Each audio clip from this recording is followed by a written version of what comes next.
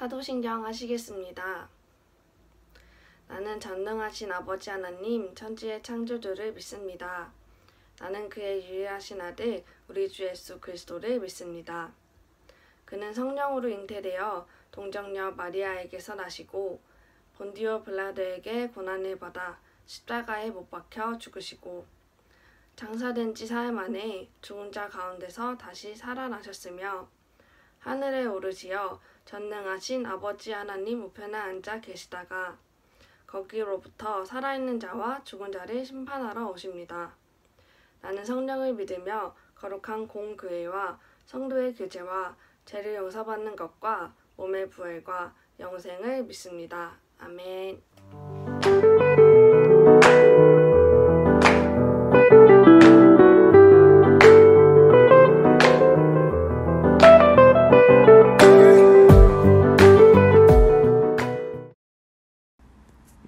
오늘의 설교 제목은 하나님만이 참 하나님이세요 라는 주제로 한번 말씀을 살펴보도록 하겠습니다. 여러분, 위폐감별사라는 직업을 알고 있나요? 위폐감별사. 이 사람은 어떤 일을 하는 직업인지 우리 한번 그림을 보면 좀 살펴보기를 원합니다. 이 사람은 어떤 일을 하는 사람일까요? 그래요.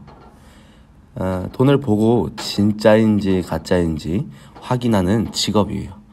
여러분, 왜 이런 직업이 생겼을까요?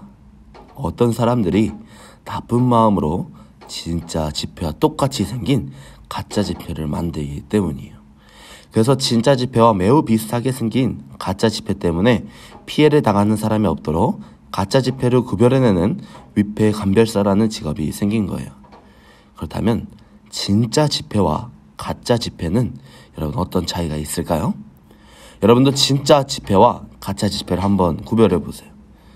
전사님이 한번 그림을 그려봤는데 여러분 위조 지폐와 진짜 지폐의 차이점이 어떤 것일까요? 위에 게 1번이고 밑에 게 2번이라면 어떤 게 진짜 지폐죠? 예, 2번이에요. 그러면 1번은 진짜 지폐를 따라한 가짜 지폐라고 얘기를 할 수 있습니다. 만약 식당에 가서 음식을 먹고 1번 지폐를 내면 여러분 어떻게 될까요? 맞아요. 가짜 지폐를 받을 수 없다고 진짜 지폐를 달라고 할 수 있을 거예요. 이렇게 가짜 지폐는 사용할 수가 없어요. 왜 가짜 지폐는 사용할 수 없을까요? 그래요. 그것은 진짜 돈이 아니기 때문에 돈의 가치가 없기 때문이에요. 진짜 지폐는 돈으로서 가치를 가지고 있어서 우리가 원하는 것을 살 수 있지만 가짜 지폐는 그냥 종이에 지나치지 않아요. 이 외에도 세상에는 진짜를 흉내내어 만든 가짜들이 많이 있어요. 하지만 아무리 훌륭한 가짜라고 해도 진짜의 능력을 똑같이 가질 수는 없어요. 그런데 오늘 말씀해 보면 세상의 가짜들과 다르게 참되시고 유리하신 분이 계세요. 그분 누구일까요? 이 질문에 대한 답이 바로 하나님의 말씀에 있어요. 오직 오늘 출애굽기 7장에서 하나님은 우리에게 말씀하고 계십니다. 함께 읽어볼까요? 유일하신 하나님만 믿어요. 다시 한번 읽어볼게요. 시작. 유일하신 하나님만 믿어요. 하나님은 애굽에서 노예로 살아가는 이스라엘 백성을 구원할 계획을 가지고 계셨습니다. 그래서 결국에는 어떻게 하셨냐면 이스라엘의 백성을 이끌 지도자로 모세를 준비시키셨죠. 모세는 하나님의 말씀을 따라 형 아론과 함께 애굽 왕 바로 앞에 섰어요. 그리고 당당하게 말했어요. 하나님이 내 백성을 보내라고 하셨습니다. 이제 우리가 먼 길에 가서 하나님을 예배하게 해주십시오. 바로는 무엇이라고 대답했을까요? 바로가 이렇게 말했어요. 안 돼. 하나님이 누구인데 내가 그 말을 들어야 하느냐. 난 내 노예들을 보내지 않을 것이다. 모세는 하나님의 백성인 이스라엘 자손을 보내지 않으면 하나님이 애굽에 무서운 벌을 내리실 것이라고 바로에게 알려주셨어요. 하지만 바로는 듣지 않았어요. 오히려 이전보다 이스라엘 자손을 더욱더 괴롭게 했지요. 그래서 하나님은 애굽의 나쁜 일들이 많이 일어나게 하셨어요. 이것을 재앙이라고 말했어요. 하나님은 오직 하나님만 내릴 수 있는 재앙으로 하나님만이 참되고 유일한 신이심을 알려주셨어요. 애굽 사람들은 많은 것들을 신으로 섬기고 있었어요. 태양, 동물, 또 강, 그런 거에 절을 하면서 그것들이 자신의 소원을 들어줄 것이라고 믿었죠. 하나님의 재앙을 통해 애굽 사람들이 신으로 섬기던 것들을 심판하시고 하나님만이 참된 하나님이심을 보이셨어요. 첫 번째로 하나님은 애굽 사람들이 살아가기 위해 반드시 필요한 나일 강물을 피로 만드셨어요. 그러자 강에 있는 물고기들이 죽고 사람들은 마실 물이 없어서 힘들어했어요. 하지만 백성들이 괴로워하는 모습을 보면서도 바로는 마음을 바꾸지 않았어요. 절대 이스라엘 백성을 보낼 수 없어 라며 더욱 강하게 고집을 부렸죠. 두 번째 재앙은 개구리였어요. 강에서 개구리들이 올라와서 애굽 온 땅을 뒤덮었어요. 사람들이 살고 있는 집 안에도 이불 속에도 그릇 속에도 개구리가 가득했어요. 개굴개굴 시끄러운 개구리 소리로 사람들은 견디기 힘들었어요. 하지만 바로는 이번에도 이스라엘 자손을 보내지 않았어요. 세 번째 재앙은 이였어요. 땅의 모든 먼지가 작은 벌레인 이로 변해 사람들을 괴롭혔어요. 그 이후에도 파리떼가 펄렁거리면서 하늘이 까맣게 보이도록 날아다녔고 또 돌림병이 나귀와 소, 양 등 많은 동물들이 병들어 죽게 되었어요. 또 사람들에게는 종기가 생겨 고통스럽게 되었고 또 우박이 내려 사람들이 동물의 우박에 맞아 죽고 농사를 망치게 되었어요. 그리고 메뚜기떼가 나타나 남아있는 모든 곡식, 들판의 풀까지 모조리 먹어버려 사람이 먹을 곡식이 없었고 흑암이 사흘 동안 계속되면서 사람들은 앞이 보이지 않는 생활을 할 수가 없었어요. 여러분 어떻게 하나님은 9가지 재앙으로 애굽 사람들이 신으로 섬기는 모든 우상들을 심판하셨어요. 이 재앙들은 누구도 따라할 수 없는 일이었어요. 누가 오박을 내리게 할 수 있을까요? 누가 비를 내리게 할 수 있을까요? 누가 강을 피로 만들 수 있을까요? 이 모든 것은 오직 하나님만 하실 수가 있습니다. 유일하신 하나님은 이 일을 통해 하나님만이 참되고 유일한 신이시라는 것을 알려주신 거예요. 하지만 이 모든 재앙을 겪고서도 바로는 여전히 이스라엘 자손을 보내지 않았어요. 그래서 하나님은 마지막으로 아주 강력한 재앙을 내리셨어요. 무엇이었을까요? 바로 처음 난 모든 것들, 장자를 죽이는 재앙이었습니다.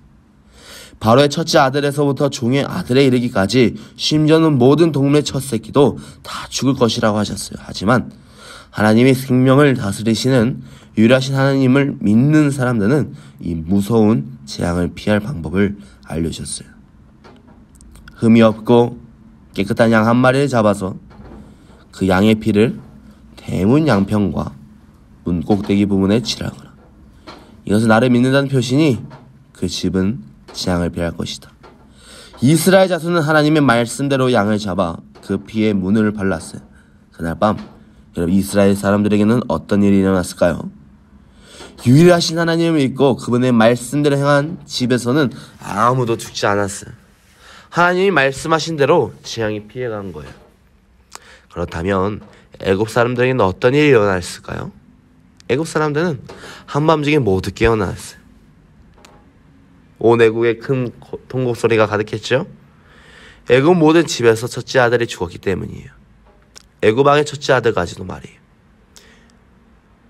애굽 왕은 모세와 아론을 불러 말했어요. 너희는 이제 이스라엘 자손을 데리고 와서 너희 하나님을 섬겨라. 아들의 이름 바로는 절망하면서 이스라엘 자손을 내보냈어요. 이렇게 열 재앙이 끝나고 난 뒤에야 이스라엘 자손은 애굽에서 나올 수 있었습니다. 하나님은 10가지 재앙을 통해 애굽에 있는 모든 신들을 심판하셨어요. 그리고 오직 하나님만이 유일한 신임을 알려주셨죠.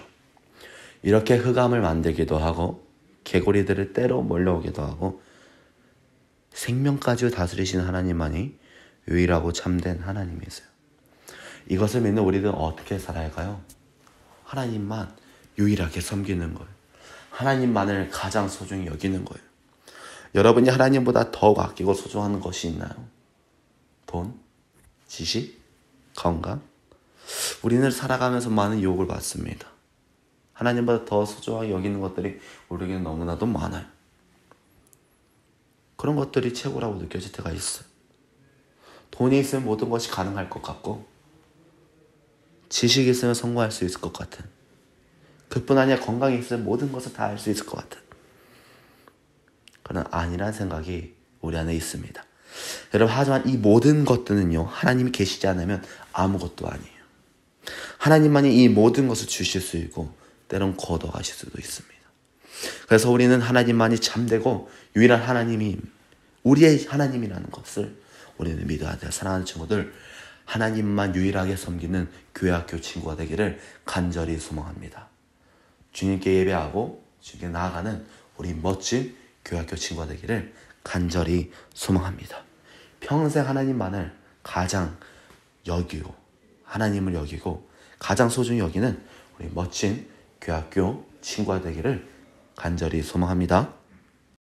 사랑의 하나님, 하나님만을 섬기고 하나님만을 따르며 하나님만 순종하는 멋진 교회학교 친구가 되기를 간절히 소망합니다. 하나님만 온전히 섬기겠습니다. 하나님만 예배하겠습니다.